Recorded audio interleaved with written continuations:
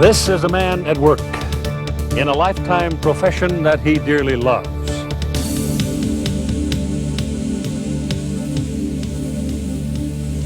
But this is where his soul really soars.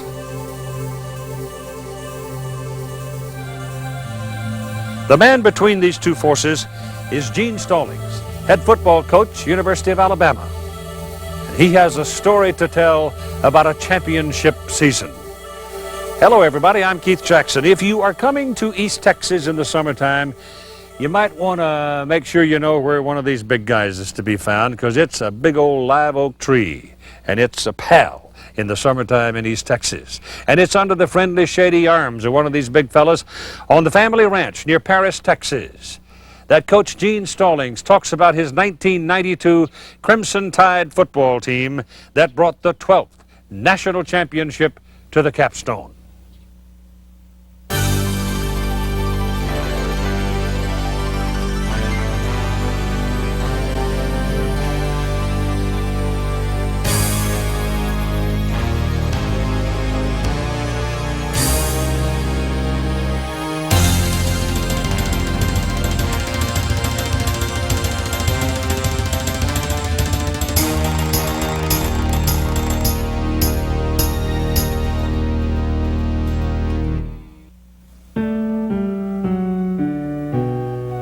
The vista across the land of East Texas is a calming one. It's a good place to sit, think about where you've been, and sometimes where you're going. I don't know whether this is the right way of saying it or not, but this is where I would come and lick my wounds. You know, when things wouldn't go good for whatever reason. It may be with one of the children, or maybe a job situation. The ranch is where we'd want to come. I mean, you know, this is ours. You know, we've improved it. It's a pretty place. It's a place that we enjoy. And yeah, everybody needs a place like this. Gene, having bought this ranch while at Texas A&M, what'd you do with it at the very beginning? Did you make it go to cattle right away? Well, yeah. First of all, what you're seeing around here, we basically built all of this ourselves. We built the horse barns and the indoor arena, and one of my daughters right now trains jumping horses, thoroughbreds. But we're basically in the cattle business. We've got right now we've got heifers, and we've had Chianinas and Charolais and Brangas and practically every kind of beef. Grass. Yeah, we do. You know, we raise grass. You ask me what we raise, but we raise more grass than anything else. You've got to have pens to be able to work your cattle and move them around, and we've got it in pretty good shape right now. What do you call it, the ranch? Hike-away. Hike-away? Yeah, you know, you're going to hike, and then you're going to take a hike. So we were coming down one day, and we got talking about it, so we won't name it something about football, so this is the Hike-away ranch. Good name.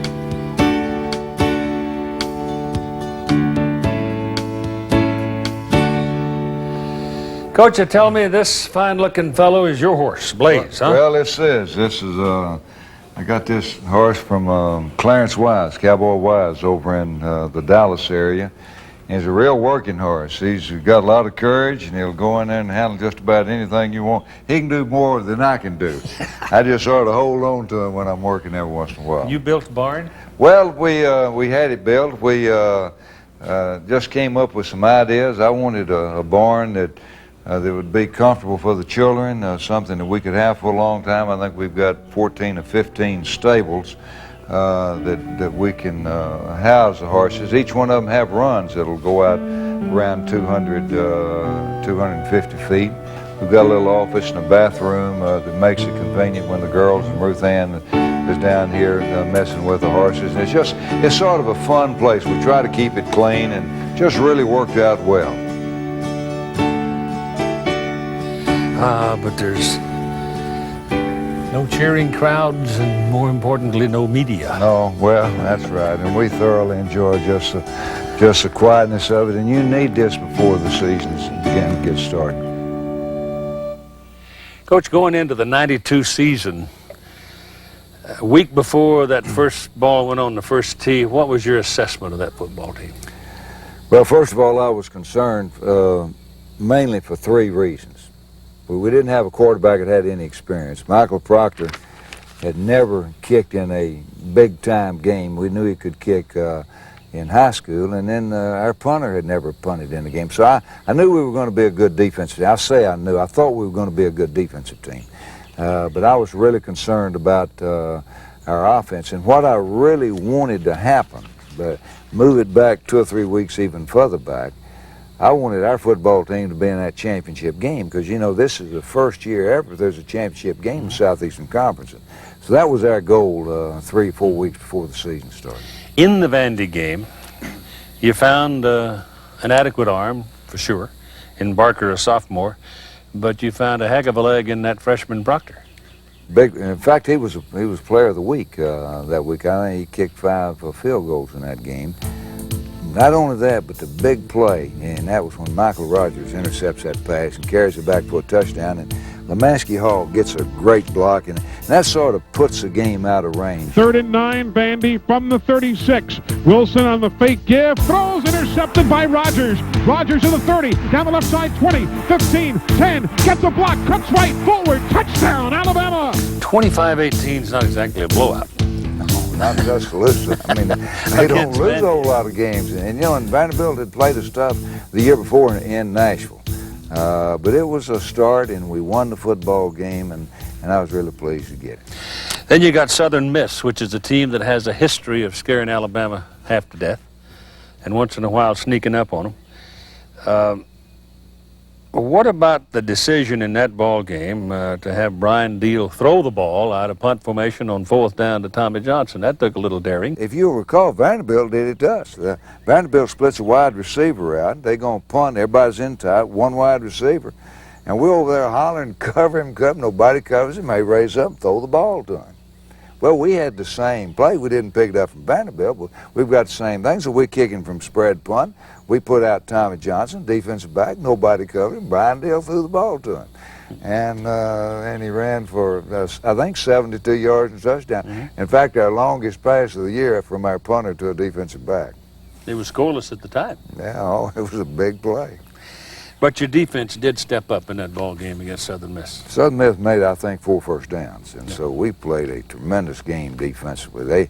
But there again, our offense was struggling, and I said all preseason that we were going to struggle offensively. We were going to be a good defensive team. Did you see at that point in time Copeland and Curry becoming as fierce as they eventually did? Well, you know, that's what fall practice is all about, spring practice is all about. No question that Curry and Copeland were going to be good football players. They were good football players the year before. The only question was, would they stay healthy? You know, then that's the thing that happened to us this year. We stayed relatively healthy. At the latter part of the season, we were playing with everybody. A couple of years earlier, when we started off losing the first 3 ball games, we lost 3 starters, bam, bam, bam. It didn't happen to us this year. But yes, we knew Curry and Copeland were going to be good football players. Now Arkansas, your 3rd game. And before, I'm told, the Arkansas game, you had a personal meeting with the offense? It seemed like we did talk about the offense needing to pick up a little bit. You know, that particular game was the first time in the history of Arkansas that they'd ever played a Southeastern Conference game in the state of Arkansas. I mean, it was a lot of hype associated with that game. And we started off with a little delayed draw, and Derek Lassick carried that thing right on in for a touchdown. Great run, and incidentally, he had a great game that day. But I don't really think my vision would have had anything to do with it. Football to the Arkansas 32. The give is to Derek Lassick. Big hole right up the middle. He's in the 20. Cuts left 15. Cuts right 10. Tripped up, and he goes down to the 3-yard line. Scoots on in. Touchdown. The game was over at the session with the media. After it was over, Joe Kynes suggested, in fact said, that we, meaning Arkansas, may have played the team that's going to win the national championship. Was that comment, did that echo on the team bus going to the airport? Well, I thought it was out of his gourd, to tell you the truth. I read the same comment. I thought he was just being kind and maybe taking a little heat off of their football team. But we did continue. We played a good game. That was an excellent football game on our part, practically an error-free game. And defensively, we continued to be a super 3rd down team. So you go from 38-7, winning at Arkansas, come home against Louisiana Tech and stopped. Not much. Thank goodness for David Palmer. Baltic punts it from the 5. It's a high rainmaker, no pun intended. Fielded by Palmer, 35, 36. Now goes forward. Blocking, he's loose. 40 to the 30. He turns on the afterburners. 15, 10, 5. Touchdown. David Palmer, a 64-yard punt return. You, as an assistant coach, was a tough voice in that decision long ago regarding Joe Namath. Yet with David Palmer as the head coach, you've been very forgiving. I'm a little curious. Entirely different situation. Joe Namath's situation was, you know, we just had one game and then we were going to Sugar Bowl anyway. That season was practically over. The year had been made. Joe had an entirely different background than what David Palmer had. And so I felt like in order for Joe Namath to have a good year his senior year, that Coach Bryant needed to get his attention at that time. That's the reason I voted that particular way. But now David Palmer, his background is entirely different. He had a problem in the summer, wasn't even associated with school at all. And yet I felt like something needed to be done, in which it was. And then his second situation, and I'm not going to go into it but he was a victim of circumstances, and I'll believe that till the day I die. And I held him out for 3 games, and he was dying on the vine. Joe Namath had things, you know, he had things going for him. David Palmer had nothing. He needed the football team more than the football team needed David Palmer, and so I made the decision to let him come back because I'm trying to help the individual at that time. The football team had nothing to do with that particular decision. I'm not saying it was a good decision or a bad decision, and we won't know for a while. I'm just saying it was based on what I thought was best for David, not for the team. Okay, you're 4-0, then you beat South Carolina relatively easy. You're 5-0, and then Tulane, which is another old foe that can be troublesome for an Alabama.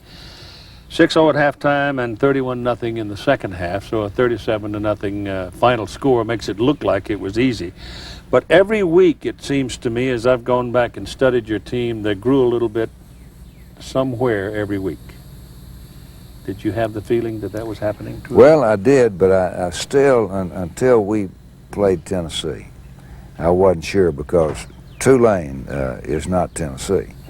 You know, Louisiana Tech is still not Tennessee, and South Carolina, who was just coming into the conference, wasn't a Tennessee game. I knew we were getting better, and I'd a whole lot rather be 5-0 and still not sure than be 3-3 and be sure.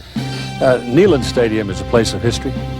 The old river runs by it, and the Tennessee Navy, and the Smoky Mountains, and the old trains. I mean, every ambiance that you can possibly have is there for a college football game. I've often called it the quintessential college football game in America, and particularly when they are good teams.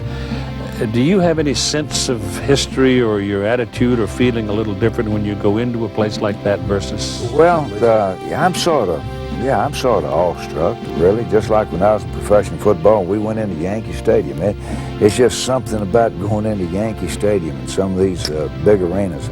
I can remember when I was coaching at Alabama before with Coach Bryant, boy, that Tennessee game was big. They ran the single wing, out and wide, was coaching there for a while, and we'd start getting ready for that game 2 and 3 weeks before we actually played it. We don't have that opportunity right now.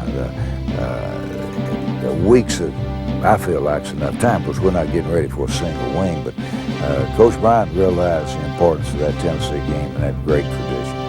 Well, the influence of Neyland is still there, isn't it? Oh, yeah. It's sort of like in Tuscaloosa, the influence of Coach Bryant. I mean, you just sort of see him in the end zone, and he's hanging around, just like Coach Bryant's hanging around in that end zone. Well, it's been said that taking an unbeaten team to Knoxville is kind of like taking a rattler to supper.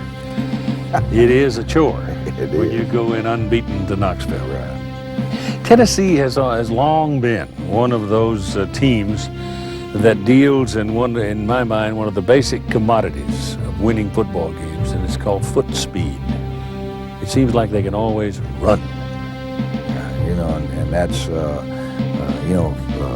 Miami has always been another one that could really run. Jimmy Johnson takes that to the Cowboys, their philosophy. But the thing about Tennessee is year after year after year, they've got a great kicking team and play super defense. So when you do that, you're hard to beat.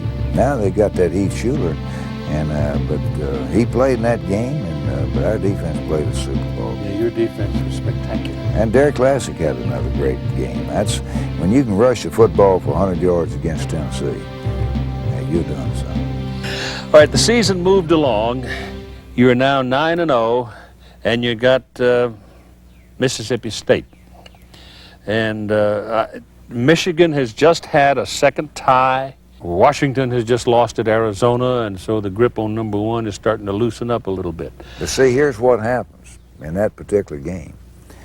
We lose to Mississippi State, and we lose to Auburn. Mississippi State beats us in Ole Miss.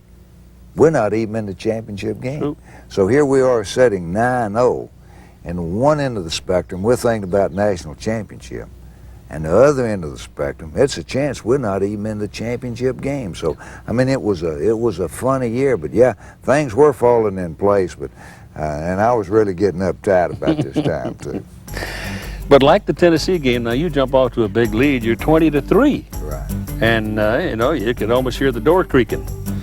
But State comes pounding back, and we throw that interception. We turn that ball over twice. Yep. That's the reason that when the season was over and we were plus 18 in giveaway takeaways, that's one of the reasons that we were knocking on the door for the championship. And the giveaways nearly cost us that game. You know, if we just lay down. But I think Jay Barker learned something from a couple of plays in that third quarter. And that's not only do you have to see that receiver, you got to feel that defender. And that was a great play on Mississippi State's part. And in fact, if you remember, they go down and score, but they got 12 men on the field. Yeah. And, we could have cried all the way back to Tuscaloosa, but we didn't. Here's play action. Barker from midfield throws a looping pass to Wembley. He's got it behind the defender at the 15-yard line. Great grab by Prince Wembley, burning Charlie Davidson. The big play in the win, though, had to be that 24-yard pass from Barker to Wembley, wasn't it? Right. And it was a big play. That was a great play. And we needed it. I mean, without it, we're not going to win the game. It was a play you had to have, and I thought Barker showed a little salt right there when he made the play that he had to have. That's right. And he did it a number of times, and I think he's going to do it a whole lot more this year. So now you've got the Western Division Championship in hand. You got a week and a half to get ready for Auburn. You got a lot of things to think about. You don't want to lose to Auburn, because if you lose to Auburn, all kinds of things happen. And the caterwauling. Plus I get a lot of letters. Yeah, plus your mailman gets a hernia, right? But the Auburn game, I remember about the Auburn game was the first half you had as many. No, Keith, the night before. I mean, when you talk about the Auburn game, I'm in a meeting with the players the night before, and they come get me out of a meeting and said Coach Dye had just retired. Yeah. He had resigned. I mean, now you talking about an emotional situation, because I know his players are going to play hard because they're very fond of Coach Dye, and I am too. And so now, instead of just being another Alabama-Auburn game, it was a last game Coach Dye was going to, and you need to win 100 games to be in the Hall of Fame in the American Football Coaches Association, and he had won 99. So all of that was sort of going through my mind. So now all of a sudden, on a Friday night, Saturday becomes another biggie. So you're admitting distraction here. I had a little distraction. Yeah. But in the first half, both teams showed it maybe, because you had as many punts as you did completed passes in the first half of the ball game. I've never seen a stat like that. I mean, the defense was just rattling bones and knocking everybody around, and nobody was doing anything. But then Antonio Langham stepped up. Was that a big play? And that thing was nip and tuck, and Antonio, man, that's a big league play, man. And it was a championship game. 11-0, and you got a 20-game win streak.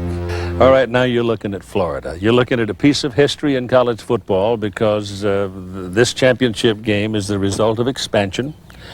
And all manner of things may come from what the Southeastern Conference has done. But Florida's coming to town with a young coach who's crafty, smart. They got a dart thrower. Anytime you got a dart thrower, you know, you can do things that other folks can't, and they had a good one in that Shane Matthews. So what were your feelings about Florida the night before that ball game? Tell you what bothered me just a little bit is that Florida was blown out by Florida State, so they were able to just sort of let their guard down a little bit, just sort of, hey, whatever happens, let it happen. Then they regrouped with a fresh breath, and I worried about that because my player was he never had that privilege. He was under pressure. We were only behind one time all year, and that was, you know, when Mississippi State got ahead of us. But yeah, I was concerned about Florida. I thought that it was going to be by far the toughest team we'd played up to that point. And it was. Oh yeah, they'd beaten us 35-0 in a couple of years ago, and I hadn't forgotten that either. The single setback behind Matthews as the Bama fans try to distract him. On the snap, he'll drop back. Here's the off by Rangel. Rangel picks it off to the 10, to the 5. Touchdown. Down. Touchdown. Antonio Langham on the interception. What did you feel when you saw Antonio standing in the end zone with the ball in fourth quarter? Well, when I saw him stepping for an intercept, that's you know, the same guy that did it against Auburn. Boy, they had a big play. Everybody talked about how cold it was that particular evening, and then I guess about 7 o'clock, 7:30, whenever that was taking place, I didn't feel any of that. Of course, I had enough stuff to go to the North Pole on anyway. But Paul was had a great play of it. But see, he does it in practice, and he did it in high school. And, you know, he backpedals and he listens and he prepares himself. And he had studied that receiver and studied that quarterback. And he put himself in a position to make that play. And words can't, because see here, if we lose that game, we don't, not only do we don't go to the Sugar Bowl, we don't play for the national championship, we don't even win the Southeastern Conference, yet our record is far superior. And I was for the playoff system, still am. But just so happened the way it worked out, it would look like it was going to be to our disadvantage. Can't describe the way I felt. It was just it was a high. People talk about highs, well, that's a high, brother. But now that you've done away with gotten by Florida, you got your number 1, number 2 matchup in the Sugar Bowl. In the midst of all this hoopla, all the hype that goes with going to New Orleans for the Sugar Bowl, national championship, everything that's going on, you never once conceded to anybody that your team was an underdog. Didn't think we were. I mean, no use saying it if you didn't believe it. You know, you're only an underdog if you think you are. You know, when you stop and think about it, if you think you can win a golf match, you know, chances are you got a chance to win it. Well, I thought we could win the game. We'd won 22 in a row. It wasn't like we hadn't played anybody. And plus, Miami had just barely won 2 or 3 games. I'd watched the Syracuse game, and I felt like we had a chance. The way we played defense, the key to the game, in my opinion, was not the way we played defense, it's whether or not we could run on Miami. The best thing about Miami was not their passing game, it was their defense. Yeah, but the pregame, those days and hours leading up to the ball game were far and away the more interesting to me. Because you and Dennis Erickson are not terribly dissimilar. You know, there are a lot of things about you that are the same. And I've known Dennis all of his life. I knew his daddy Pinky when he coached over in high school. But you were playing a team that is well advertised as loudmouths, hot dogs, show-offs. They'll do anything in the world to intimidate you. Now, did you deal with your guys in staying away from that kind of stuff, or did you even talk to your people about it? Well, yeah, I talked to my people about how to behave.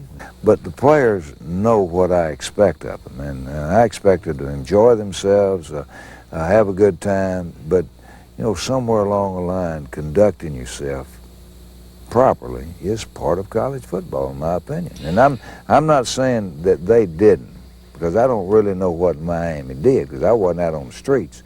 I would hear a little of the talk, and I would hear a little on television, even though I didn't really tune in much to television.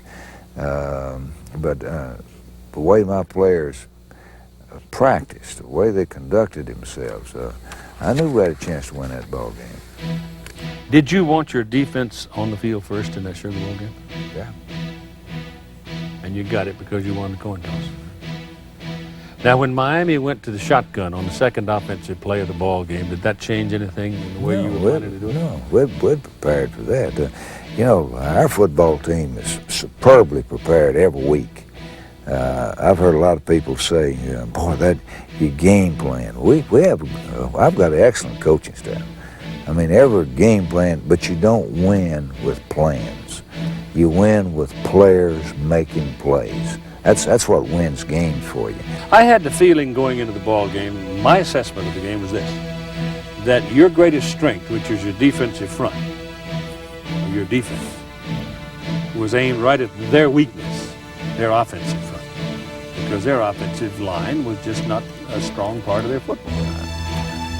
I felt like that we had to keep Miami on their offense on the sideline.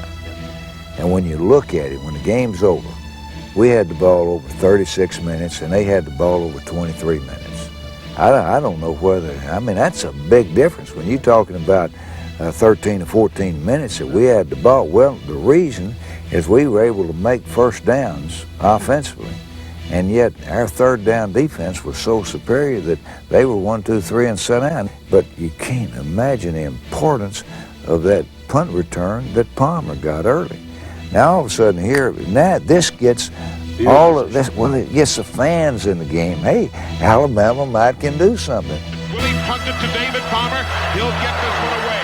But Palmer takes it at the 40, back to the 38, up the middle, big hole, 50, 45, 40, he's loose to the 30, 35, 20, 5-yard line.